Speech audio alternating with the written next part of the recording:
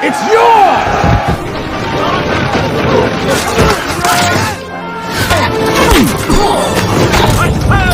Formation!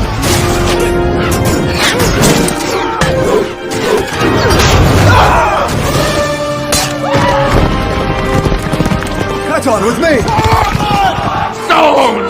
Bismillahirrahmanirrahim. Assalamualaikum warahmatullahi wabarakatuh.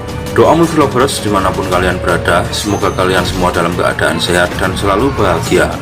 Di kesempatan kali ini saya akan menceritakan alur cerita film Troy 2004, tentunya dengan rasa yang berbeda dan juga dengan kemasan yang berbeda pula.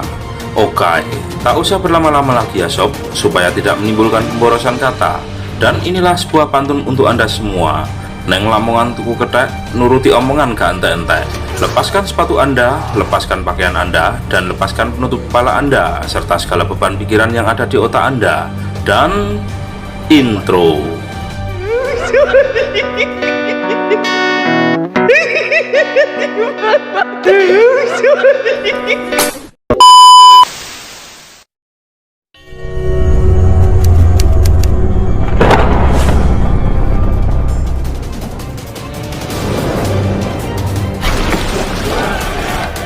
Cerita ini diawali dengan diperlihatkannya pangeran dari Troya yang bernama Hector dan adiknya yang bernama Paris, yang dimana mereka tengah melakukan negosiasi perdamaian antara Troya dan Sparta.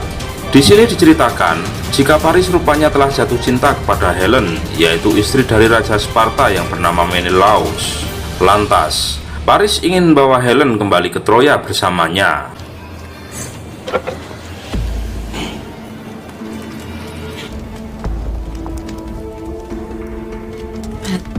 We'll never be safe.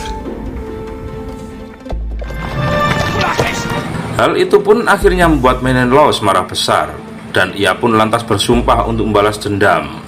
Kemudian, Menelaus terlihat mendekati kakaknya, yang rupanya beliau adalah Raja Mykenea Yunani yang bernama Agamemnon. Beliau adalah seorang raja yang telah menaklukkan setiap pasukan Yunani dan sekarang telah memerintah mereka. Rupanya, Agamemnon telah lama ingin menaklukkan Troya selama bertahun-tahun. Yang lantas, hal ini pun digunakannya sebagai alasan untuk menyerang Troya. And an insult to me. The Trojan. Kemudian, pemimpin pasukan Pylos, yaitu Jenderal Nektor, yang minta Agamemnon untuk membawa prajurit legendaris yang bernama Arsiles. Di sini, Agamemnon rupanya ingin membujuk Arsiles untuk ikut berperang. Maka, Agamemnon pun lantas meminta bantuan Raja Ithaka, yaitu Odysseus, untuk membujuk Arsiles.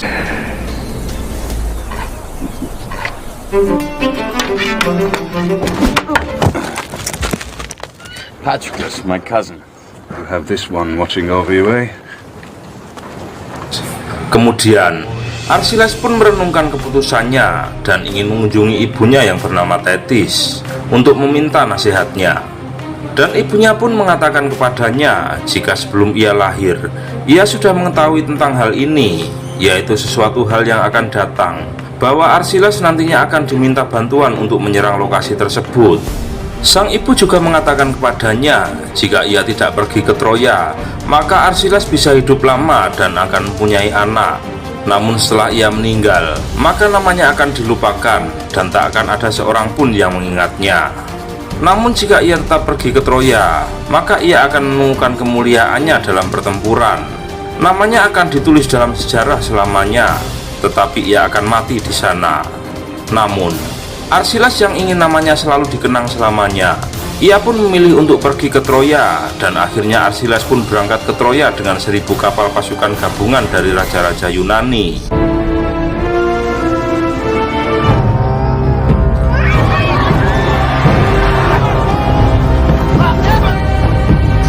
Arsiles berangkat dengan pasukan Myrmidonnya dan mendayung lebih cepat untuk mencapai pantai Troya tanpa menunggu pasukan Yunani yang lainnya.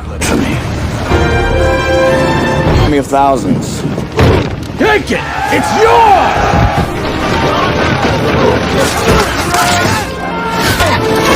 Mereka kemudian membunuh banyak pasukan Troya, termasuk seorang pemimpin pasukan yang bernama Tekton, hingga memporak-porandakan kuil Apollo. Who's king?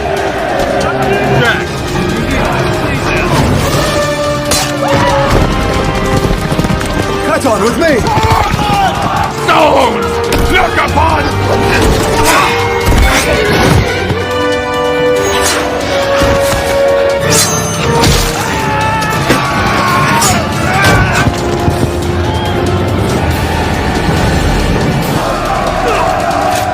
Wise to offend him.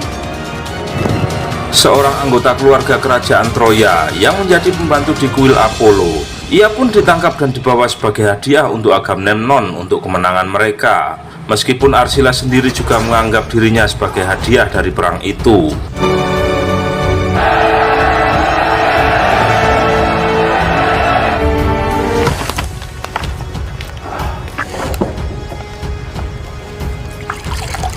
Nothing but a killer. Afarius! Spoils of war. No argument with Killing's your only talent. Mighty Achilles. Who knows? you, sack of one! Kemudian di malam itu, Helen mencoba kabur dari Troya karena ia menganggap jika dirinya adalah penyebab dari semua ini.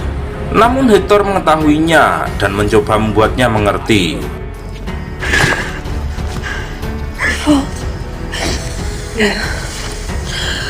For that, think Agamemnon. His decision No. needs you tonight.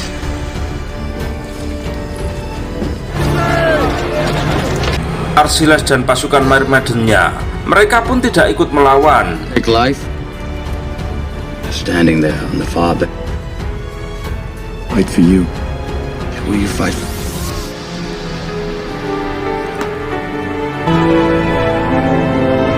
Dan di hari berikutnya, karena menganggap tidak adil dengan apa yang dilakukan oleh Agamemnon, termasuk juga dengan apa yang dilakukannya terhadap Briseis, Paris lantas menantang Menelaus bertarung untuk menyelesaikan permasalahan mereka. Menelaus setuju, namun Agamemnon ini berencana untuk menyerang kota bagaimanapun hasilnya.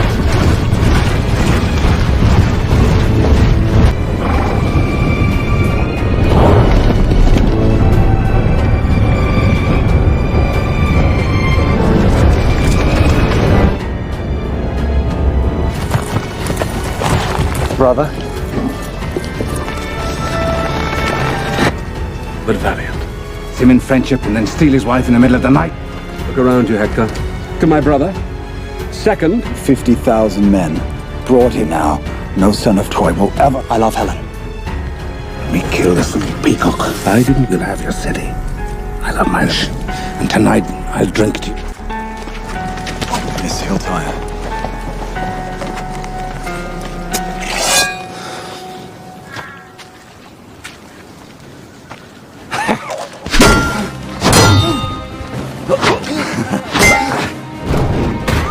Paris yang telah kalah dan terluka, ia pun lantas berlari menghindar ketika ia akan dibunuh oleh Menelaus.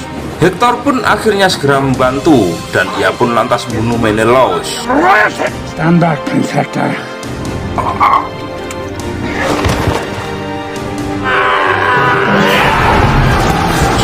Pasukan Yunani lantas mulai menyerang barisan pasukan Proksa, namun dipaksa untuk mundur ketika mereka hampir hancur oleh pasukan pemanah dari dinding Troya.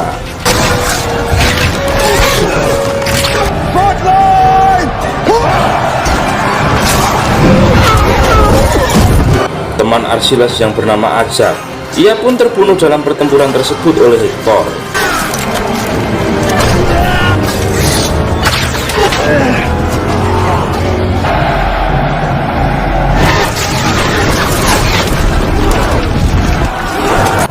Agamemnon kemudian memberikan Briseis kepada para prajuritnya. Namun, Archilas menyelamatkannya dan ia pun lantas membawa kembali ke perkemahannya dan mengobati luka-lukanya.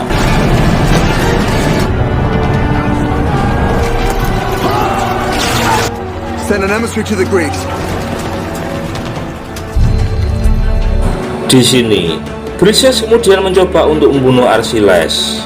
Namun ia menyadari jika dirinya memiliki perasaan kepadanya, dan keduanya pun lantas bercocok tanam.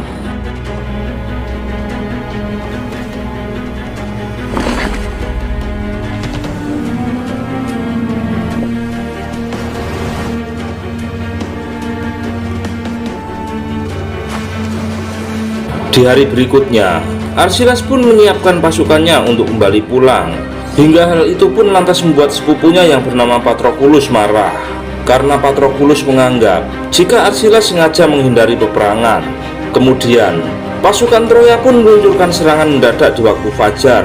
Hingga hal itu pun lantas membuat para pasukan dari Yunani itu berada di ambang kekalahan.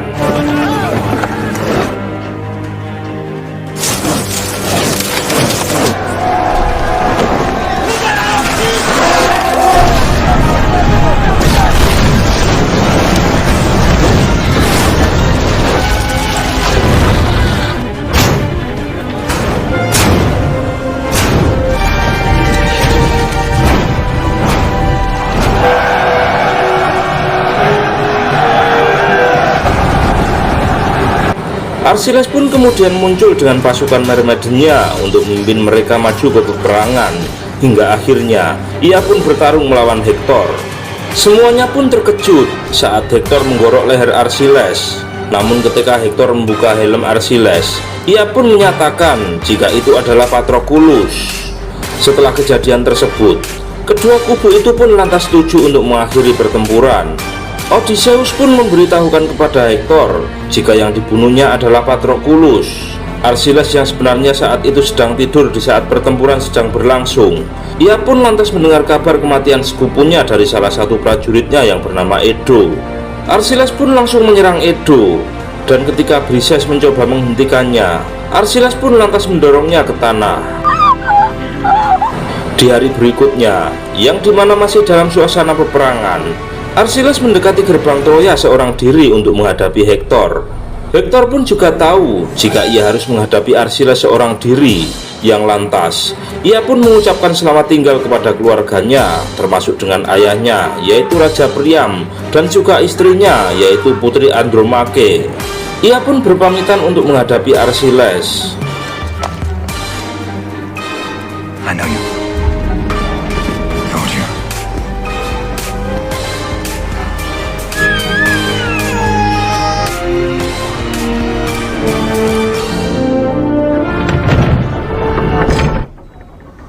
Keduanya pun akhirnya berduel. With you. With the gods. I was fighting yesterday. This is Hector.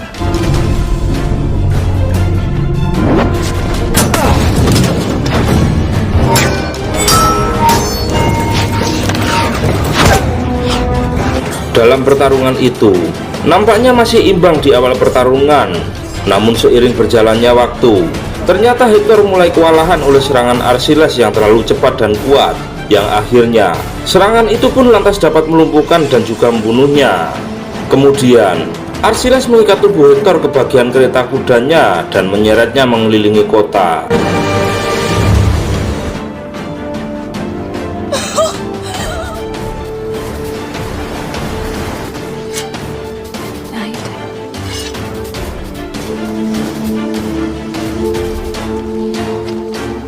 Dan di malam itu juga, Raja Priam mengunjungi kamp prajurit Yunani untuk memohon kepada Archilas agar ia mengizinkannya untuk mengambil mayat putranya yaitu Hektor. Rupanya, mayat Hektor masih disandra oleh Archilas. Namun, setelah sang raja membuat permohonan, akhirnya Archilas pun mengizinkan sang raja untuk membawa mayat putranya untuk dikuburkan. Archilas pun lantas juga menjanjikan 12 hari perdamaian untuk upacara pemakaman Hektor. Ia mengatakan kepada Raja Priam jika putranya adalah prajurit tertangguh yang pernah ia hadapi. Archilas kemudian meminta maaf pada Iuduros karena telah menyerangnya, dan kemudian ia memberikan perintah terakhirnya untuk membawa para prajurit Myrmidon pulang.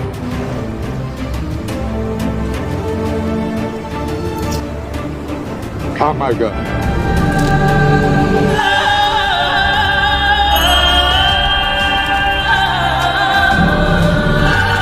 Dan di saat Troya sedang berduka oleh kematian pangerannya, para prajurit Yunani berencana untuk memasuki kota menggunakan kuda kayu raksasa yang dibuat oleh Odysseus.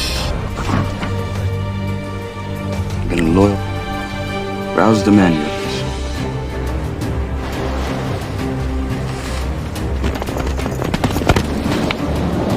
Orang-orang Yunani lantas meninggalkan kuda tersebut di kamp mereka dan lalu berangkat untuk menyembunyikan kapal-kapal mereka. Raja Priam pun mempercayai seorang imam jika kuda tersebut adalah sebuah persembahan oleh Poseidon sebagai hadiah kemenangan. Dan karena itulah pasukan Troya lantas membawa kuda itu ke kota dan merayakan kemenangannya. Dan lantas para rombongan pasukan dari Yunani yang dipimpin oleh Archiles dan Odysseus, mereka pun keluar dari kuda kayu pada malam hari serta membuka pintu gerbang ke kota dan membiarkan prajurit-prajurit lainnya masuk untuk membantai penduduk Troya.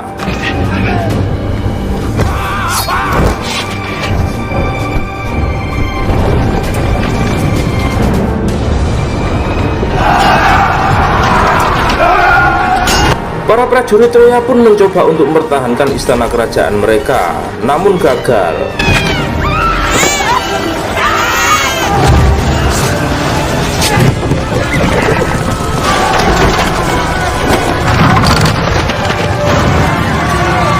Yunani pun telah membunuh Raja Priam dan salah satu pemimpin pasukan Troya, yaitu Glaucus. Dan saat Troya terbakar, Paris melihat Aeneas, yang dimana ia adalah seorang yang pada hari itu akan menjadi pemimpin tertinggi pasukan Troya. Ia bersama dengan Andromache dan Helen, dan juga bersama penduduk Troya lainnya, melarikan diri melalui jalur rahasia dan memberikan pedang Troya kepada mereka.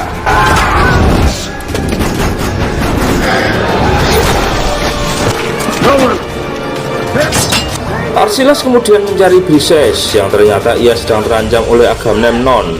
Kemudian Briseis dapat membunuhnya dengan pisau yang ia sembunyikan, dan ia pun juga diselamatkan dari prajurit penjaganya oleh Archiles. Sementara saat Archiles bersama Briseis, Paris melihat mereka dan lantas mengarahkan anak panahnya untuk menembak Archiles beberapa kali. Dan anak panah itu pun lantas mengenai tumit Archiles, yang dimana bagian itu merupakan satu-satunya bagian tubuhnya yang tidak kebal terhadap senjata. Kemudian sebelum meninggal, Archiles mendesak Briseis supaya bergabung dengan Paris untuk melarikan diri dari kota. Briseis, come. Jin and you. Come.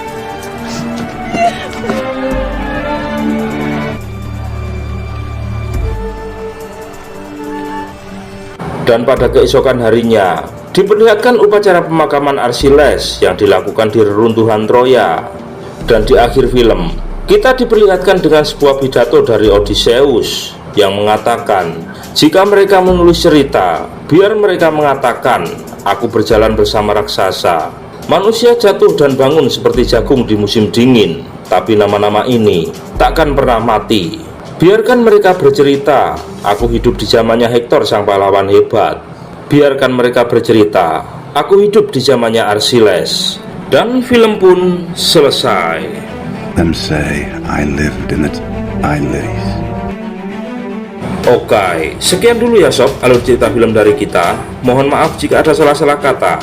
Dan sampai jumpa lagi di alur cerita film yang lebih menarik berikutnya. Jika teman-teman penasaran, ikuti terus Doa Movie. Jangan lupa like, komen, share, dan subscribe, serta hidupkan lonceng notifikasi agar kalian tidak ketinggalan dengan alur cerita film yang lain. Dan jika teman-teman ada saran dan kritik atau referensi untuk alur cerita film selanjutnya, silahkan tulis di kolom komentar. Jika ada sumur di ladang, boleh saya menumpang mandi. Jika ada umur yang panjang, saya pasti akan menumpang mandi lagi. Salam sehat selalu, salam lanang, salam sejati, Rahayu. Wassalamualaikum warahmatullahi wabarakatuh. Sampai jumpa.